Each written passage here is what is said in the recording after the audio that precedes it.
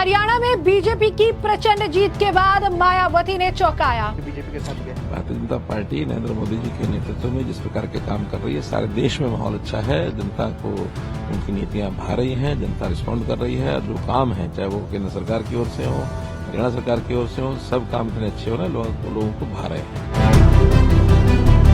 कांग्रेस के 15 विधायक हारे चुनाव। जाट समाज के जातिवादी लोगों ने बीएसपी को वोट नहीं दिया, मायावती। हरियाणा के जाट समुदाय के लोगों को अपनी जातिवादी मानसिकता को बदलना चाहिए, मायावती। नमस्कार, मैं अंजलि मिश्रा, स्वागत है आप सभी का द न्यूज में। जिस तरीके से आपने देखा कि हरियाणा के चुनाव में बीजेपी ने प्रचंड जीत हासिल की, तो कांग्रेस को बड़ा झटका लगा। जहां पर एक तरफ एग्जिट पोल में कांग्रेस को क्लीन स्वीप दिखाया जा रहा था, तो चुनाव के रिजल्ट जो आए उसमें बीजेपी ने क्लीन स्वीप करते हुए प्रचंड बहुमत के साथ जो है हरियाणा में जीत दर्ज की, जो विपक्ष के लिए बड़ा झटका रहा। कांग्रेस के साथ साथ मायावती की पार्टी बीएसपी को भी बड़ा झटका लगा और इसे लेकर मायावती ने बैक टू बैक जो है बहुत सारे पोस्ट किए और इसे लेकर उन्होंने जाट समुदाय को एक टिप्पणी भी की। साथ ही साथ उन्होंने जो ये भी कह दिया कि उनकी मानसिकता बदलने की जरूरत है। जी हाँ, बिल्कुल सही सुना आपने। वही दूसरी तरफ आपको हम बताने वाले हैं कि किस तरीके से जो वोट शेयर है इस बार चुनाव में देखने के लिए मिला, किसने प्रचंड जीत हासिल की, तो कहां पर किस तरीके से कांग्रेस के 15 विधायकों को हार का मुख देखना पड़ा। तो आइए जान लेते हैं सबसे पहले कि मायावती ने क्या लिखा है। तो आपको बता दें कि बीएसपी प्रमुख मायावती लिखती हैं कि हरियाणा विधानसभा आम चुनाव बीएसपी और इनेलो ने गठबंधन करके लड़ा, किंतु आज जिस तरीके से जो है परिणाम आए थे उसमें स्पष्ट है कि जाट समाज के जातिवादी लोगों ने बीएसपी को वोट नहीं दिया, जिससे बीएसपी के जो उम्मीदवार है वो कुछ सीटों पर थोड़े वोटों के अंतर से हार गए। हालांकि बीएसपी का पूरा वोट जो है ट्रांसफर हुआ है, ऐसा मायावती का मानना है। उन्होंने आगे लिखा कि गांधीवादी कांग्रेस और आरएसएस वादी भाजपा और सपा आदि उनकी हितैषी नहीं बल्कि उनके अलग जो है उनके आत्मसम्मान और स्वाभिमान मूवमेंट की राह में बाधा है, जबकि अंबेडकरवादी बीएसपी उनकी सही सच्ची मंजिल है, जो मांगने वालों से देने वाला शासक वर्ग बनाने हेतु संघर्षरत है, और यही आज के दिन का संदेश था। उन्होंने आगे लिखा, जैसा कि हमने कहा कि आपको बैक टू बैक काफी पोस्ट उन्होंने जो है किए हैं। आगे वो लिखती है कि देश में करोड़ों लोगों के लिए गरीबी, बेरोजगारी, जातिवादी द्वेष, अन्याय, अत्याचार का लगातार तंग व लाचार जीवन जीने को मजबूर होने के ये साबित करता है कि सत्ता पर अधिकतर समय जो है काबिज रहने वाली कांग्रेस और भाजपा और आदि की सरकार ना तो सही से संविधानवादी रही और ना ही उस नाते सच्चे देशभक्त। तो कहीं ना कहीं मायावती का दर्द जो है झलकता नजर आया। बता दें आपको कि हरियाणा चुनाव में मायावती की पार्टी बीएसपी और आईएनएलडी का गठबंधन था, लेकिन जिस तरीके से भाजपा ने जीत दर्ज की है, इतिहास रच दिया है। बैक टू बैक हरियाणा में तीसरी बार बीजेपी की सरकार। ये जीत का अगर श्रेय दिया जाए तो माननीय प्रधानमंत्री नरेंद्र मोदी जी को कहा जाता है, क्योंकि न सिर्फ आंतरिक मुद्दों में, आर्थिक मुद्दों में और वैदेशिक मुद्दों में, स्पेस के मुद्दों में और संसार के लोगों से, नेताओं से आंख में आंख मिला करके बात करने वालों में से एक नरेंद्र मोदी जी हैं। इसी का फल है कि भारत की जनता चाहती है कि हम नरेंद्र भाई मोदी जी को मिस न करें। इसलिए इस बड़ी जीत पर जो हरियाणा का है और जम्मू कश्मीर का है, उसके लिए हम प्रधानमंत्री नरेंद्र मोदी जी को बधाई देते हैं, शुभकामना देते हैं। और एक चीज़ और कहना चाहते हैं जो शायद कोई नहीं कहता है। हरियाणा का जीत का अगर विश्लेषण करें तो वहाँ सबसे बलिष्ठ जाति जाट होते हैं, और कांग्रेस वालों ने जाट की राजनीति किया, और जाट की राजनीति करने के फलस्वरूप बाकी जितनी जातियां हैं, जिसमें हमारे शेड्यूल कास्ट के भी लोग हैं, सब एक होकर के नरेंद्र मोदी जी के नेतृत्व में विश्वास किया। इसलिए इस बात को भी झुठलाया जा सकता है या जाता है कि नरेंद्र मोदी जी और भाजपा शेड्यूल कास्ट के विरोधी है, आरक्षण का विरोधी है। ऐसे करने वालों के मुंह पर कड़ा तमाचा लगाया है हरियाणा का चुनाव में। इसीलिए हम नरेंद्र भाई मोदी जी, अमित शाह जी और नड्डा साहब सबको हम बधाई देते हैं। एक चीज़ है, ये तो पुरानी बात उनकी है, जब वो हारते हैं तब ईवीएम का दोष देते हैं, कर्नाटक में जीते तो ईवीएम कौन ईवीएम काम कर रहा था। आज अगर मान लीजिए कि यहाँ हरियाणा में ही आज सेकंड पार्टी वो बन गए तो ईवीएम उनके लिए खराब अच्छा नहीं था या खराब नहीं था। उसी प्रकार से जब कश्मीर की भी बात आई या दूसरे दल के लोग जीते तो उसमें ईवीएम कम नहीं आया। सबसे मुद्दा तो कश्मीर का था। कश्मीर में 370 क्लाउज को हटाया गया और वहाँ के लोग ये कह करके चुनाव लड़े हैं कि हम पीओ के साथ मिल करके पाकिस्तान के साथ मिल करके हम वार्ता करेंगे, जो हमारे एनडीए गवर्नमेंट के लिए और नरेंद्र भाई मोदी जी के लिए विपरीतात्मक बात है। तो वैसी परिस्थिति में अगर हमको करना होता है ईवीएम में गड़बड़ करते तो हम कश्मीर में करते, वहाँ हम बहुमत लेते कि हम 370 को सेव करते और जो पाकिस्तान परस्ती उन लोगों की नीति है उसको मात देते, तो हम वहाँ करते। हम हरियाणा में क्यों करते? लेकिन कहने का मतलब है कि इन लोगों का कोई सिद्धांत नहीं है, कोई थेसिस नहीं है। हारते हैं तो ईवीएम को दोष देते हैं और जीतते हैं तो कुछ बात नहीं बोलते। यही उनकी नकारात्मकता है जिसके चलते उनकी बराबर हार हो रही है। और सकारात्मकता है हमारे एनडीए के लोगों में जिसके चलते सबको लेकर के चलने में आज साबित कर दिया हरियाणा में कि सबको, शेड्यूल कास्ट है, आदिवासी है, अन्य तबके के लोग हैं, सबको उन्होंने आगे लेकर चलने की बात किया और सब लोगों ने अगाध विश्वास व्यक्त किया जिसकी आज जीत है, ट्रिपल जीत हुई है, एक ऐतिहासिक जीत है। इस पर हम नरेंद्र भाई मोदी जी को, नड्डा साहब को और अमित शाह जी को बहुत बहुत बधाई देते हैं। बड़ी है तो हार की टेस्ट जो है वो कांग्रेस हो या फिर बीएसपी हो या फिर आईएनएलडी हो, सब में देखने के लिए मिल रही है। और यही कारण है कि कहीं ना कहीं जो विपक्ष जो है ये आश्वस्त था कि वो जीत दर्ज करेगा। इतने सारे गठबंधन थे, उन्हें भी लग रहा था कि चीजें उनके हिसाब से होगी, लेकिन ऐसा कुछ भी नहीं हो पाया। बता दें आपको कि हरियाणा के मुख्यमंत्री नायब सिंह सैनी जो है उन्होंने भी बयान दिया था, उन्होंने भी चीजें कही थी और कहा था कि जरूर जब रिजल्ट आएंगे तो चौंकाने वाले होंगे और ऐसा ही हरियाणा में देखने के लिए भी ना।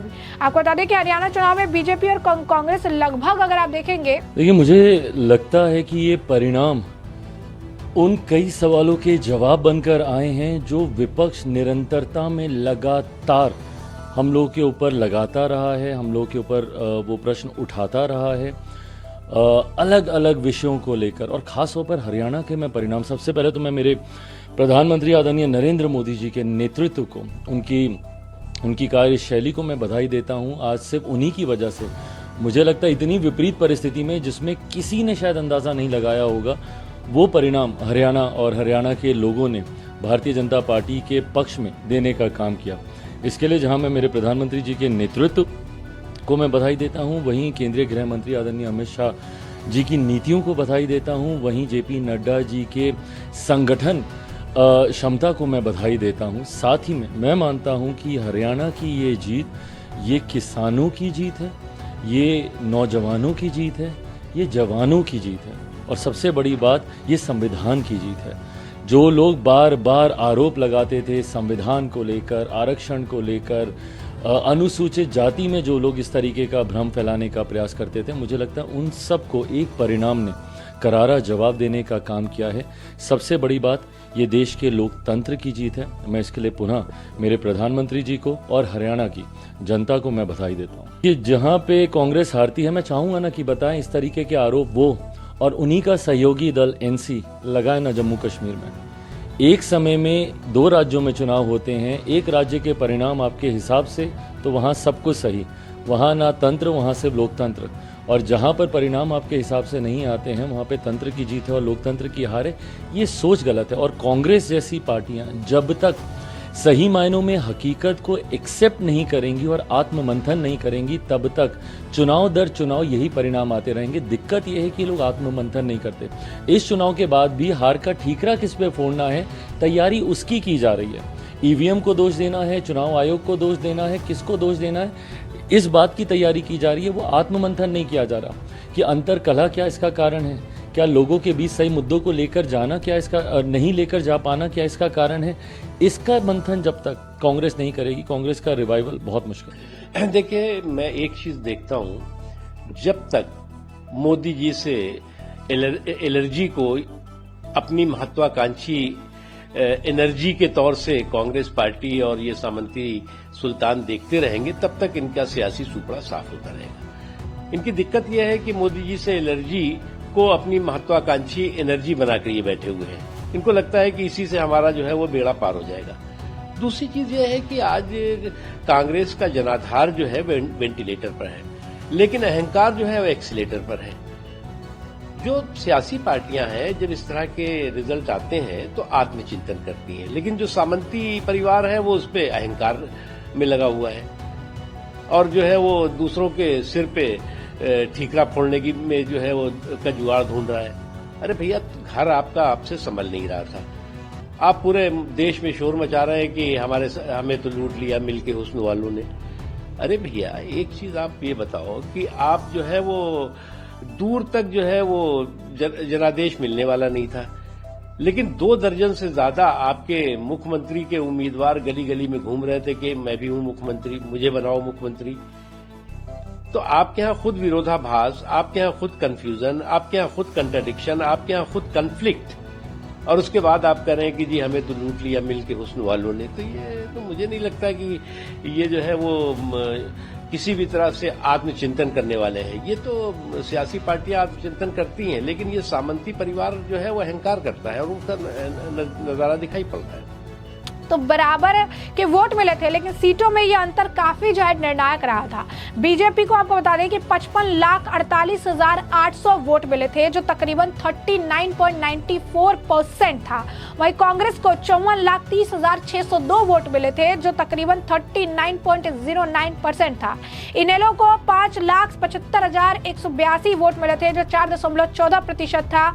आम आदमी पार्टी को 2,48,455 वोट मिले थे, जो 1.79% था। तो हरियाणा में जीत के बाद जो है बयान देखने के लिए तो मिला, लेकिन हरियाणा चुनाव में जो है काफी अगर आप देखेंगे तो निर्णायक वोट शेयर भी रहा। और जिस तरीके से कांग्रेस के नेताओं को करारी हार और बहुत ही ज्यादा कम जो अगर आप कहेंगे वोट मिले, वो ये बता रहे थे कि लोगों में उनके प्रति कितना ज्यादा गुस्सा है। बता दें आपको कि बीजेपी ने पिछले साल में हरियाणा को अपना गढ़ बना लिया। गुजरात और मध्य प्रदेश के बाद हरियाणा तीसरा ऐसा राज्य है जहां बीजेपी ने अपनी स्थिति को बहुत ही ज्यादा मजबूत कर लिया था। पिछले 15 साल में कैसे जो है पार्टी का ग्राफ बढ़ा बताते हैं। 2009 में 4 सीट, 2014 में 47 सीट, 2019 में 40 सीट और 2024 में 48 सीट से ये ग्राफ जो आप समझिए। हरियाणा विधानसभा में बीजेपी ने सीटों के साथ ही वोट प्रतिशत का भी रिकॉर्ड बनाया है। कैसे? क्योंकि पार्टी ने इस बार चुनाव में पार्टी के 39.94% वोट मिले हैं और ये पार्टी के राष्ट्रीय वोट प्रतिशत 36.49 से 3% अधिक है। इस बार बीजेपी ने राज्य में 48 सीटों पर भी जीत जो है हासिल की है। तो हरियाणा विधानसभा चुनाव में कांग्रेस को बड़ा झटका लगा, क्योंकि एग्जिट पोल नतीजे से उत्साहित पार्टी राज्य में 10 साल बाद सत्ता में वापसी को लेकर पूरी तरह से आश्वस्त थी। नतीजे के बाद पार्टी को 37 सीटों पर ही सिमट गई और पार्टी के 15 विधायकों को इस बार हार मिली है और यह हार उनके लिए काफी ज्यादा अगर आप कहेंगे कि करारी रही है। आपको बता दें कि इस बार जो है कई इतिहास रचे गए हैं। इनमें से एक है कि 56 साल बाद इस बार प्रदेश की राजनीति में दिग्गज रहे पूर्व सीएम भजन लाल के किले में सेंध लगाना था और इस बार भजन लाल के पोते भव्य बिश्नोई जो है आदमपुर से चुनाव हार गए थे। रिटायर्ड आईएएस रहे चंद्र प्रकाश ने यहाँ जीत मिली और उन्होंने भव्य बिश्नोई को 1268 वोट से जो है हराया। हरियाणा में बीजेपी के साथ गठबंधन में सरकार चलाने के बाद चुनाव में कुछ पहले सत्ता छोड़ना जो है, ऐसे आपको बता दें कि जननायक जनता पार्टी को भी भारी पड़ता इस बार चुनाव में नजर आया और जजपा का इस चुनाव में सुपड़ा साफ हो गया। राज्य में पार्टी का एक भी विधायक जो है नहीं जीता, एक भी विधायक जो है नहीं जीता है और इस बार अजय चौटाला के दोनों बेटे दुष्यंत चौटाला और दिग्विजय चौटाला जो है चुनाव हार गए। इससे आपको बता दें कि इसके अलावा परिवार से सुनैना चौटाला भी फतेहाबाद सीट चुनाव हार गई। 2019 में 10 विधायकों के साथ अब पार्टी किंग मेकर की भूमिका में थी। इस बार पार्टी का ग्राफ 10 से गिरकर 0 हो गया, यानी इनकी स्थिति पूरी तरीके से अगर आप कहेंगे जमानत जब्त हो गई, सुपड़ा साफ हो गया। हरियाणा से जो है इनका अगर आप कहेंगे कि इस चुनाव में तो सफर खत्म सा हो गया। हरियाणा में इस बार सैनी सरकार के 5 मंत्री चुनाव हारे हैं। इनमें से एक मंत्री को अपने पोते के हाथों ही हार का स्वाद चखना पड़ा और रनिया से अर्जुन चौटाला ने अपने दादा रणजीत सिंह को हराया। रणजीत सिंह सैनी सरकार में बिजली मंत्री रहे। रणजीत सिंह का यहाँ निर्दलीय उम्मीदवार के रूप में उतरे थे। वहीं अगर आप देखेंगे तो किस तरीके से जो है हरियाणा में 3 दिग्गज भी रहे जो भी अपना सीट नहीं बचा पाए। कौन रहे वो? हरियाणा विधानसभा चुनाव में 3 ऐसे दिग्गज रहे जो अपनी सीट नहीं बचा पाए। हरियाणा के प्रदेश अध्यक्ष उदयभान होडल सीट से जो है अपनी हार गए। वहीं नारनौद सीट से बीजेपी के कैप्टन अभिमन्यु को इस बार हार मिली। चुनाव हारने के बाद दिग्गज नेताओं ने सैनी सरकार में मंत्री रहे कमल गुप्ता भी शामिल है। सैनी इस बार हैट्रिक लगाने से चूक गए। हरियाणा चुनाव में शानदार जीत दर्ज करने के बाद बीजेपी गदगद है और जीत के बाद जो है आपको बता दें कि सीएम नायब सिंह सैनी दिल्ली में है और ऐसे में खबर है कि सैनी पीएम मोदी से मिलने पहुंचे हुए हैं और इस मीटिंग के बाद काफी सारी चीजें जो है देखने के लिए मिलेगी जो कि स्पष्ट हो जाएगी। जहां पर कांग्रेस को उम्मीद ज्यादा थी लेकिन कांग्रेस 37 पे लिपट गई, तो वहीं अब बीजेपी ने प्रचंड जीत के साथ हरियाणा में तीसरी बार जो है अगर आप कहेंगे कि भाजपा की सरकार बन गई है और ये बीजेपी के भी एक्सपेक्टेशंस अगर आप कहेंगे कि बहुत ज्यादा था। पूरी तरीके से प्रचंड बहुमत के साथ जो है बीजेपी सत्ता में वापसी की है और इसी के साथ हरियाणा में एक नया इतिहास रच दिया गया है। ऐसे में हमने आपको जो ये पूरा मामला है ये बड़ा विस्तार से बताया कि ये पूरा मामला क्या है और इस मामले पर अब आपकी भी जो राय हो हमें कमेंट सेक्शन में कमेंट करके जरूर से जरूर साझा करिएगा। धन्यवाद।